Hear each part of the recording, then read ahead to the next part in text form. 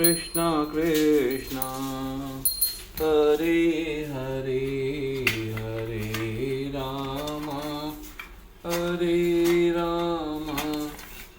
राम राम हरे हरे।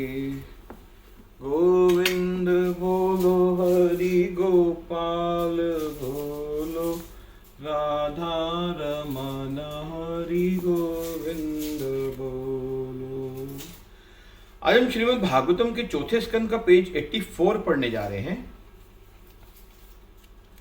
ध्रुव के सम्मुख प्रकट होकर नारद मुनि ने अपने शुभ हस्तों से उसके सिर का स्पर्श किया और कहा, क्षत्रियों की ये वृत्ति कितनी अद्भुत है।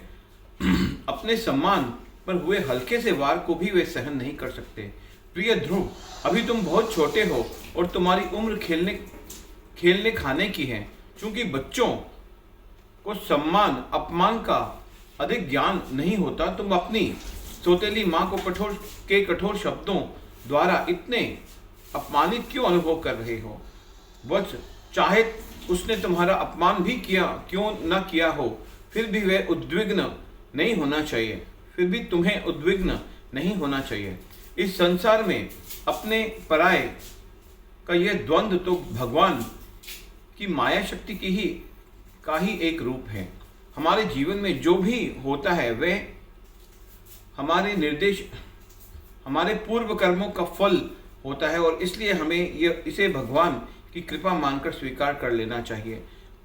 अपनी माता के निर्देश अनुसार तुमने भगवान की कृपा प्राप्त करने हेतु योग पद्धति का पालन करने का निश्चय किया है, परंतु मेरे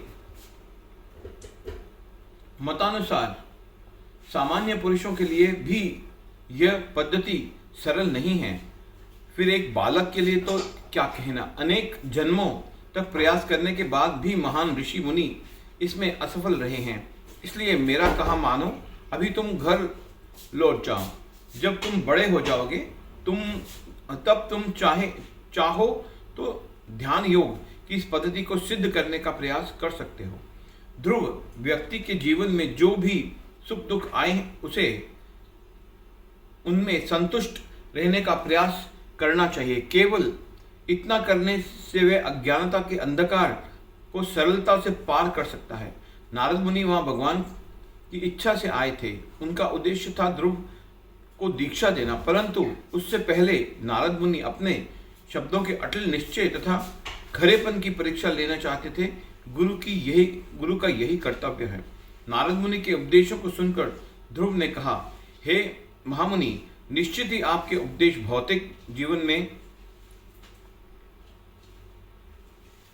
व्यथित लोगों के लिए हितकारी हैं। इनके पालन द्वारा वे मन की शांति प्राप्त कर सकते हैं, परंतु मैं पूरी तरह अज्ञानता में डूबा हुआ हूँ और इसलिए आपके ये उपदेश मेरे हृदय तक नहीं पहुँच रहे हैं।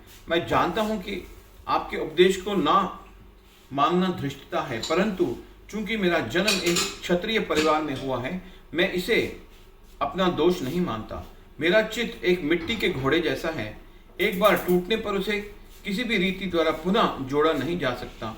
अपनी विमाता की तीक्ष्ण बाण जैसे शब्दों से मेरा हृदय छलनी हो गया है। अभी मेरे मन में उसका प्रतिशोध लेने के अतिरिक्त अन्य कोई विचार ठहर नहीं रहा।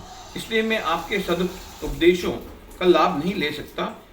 यह उपदेश ब्राह्मण वृत्ति के व्यक्ति के लिए हितकारी है।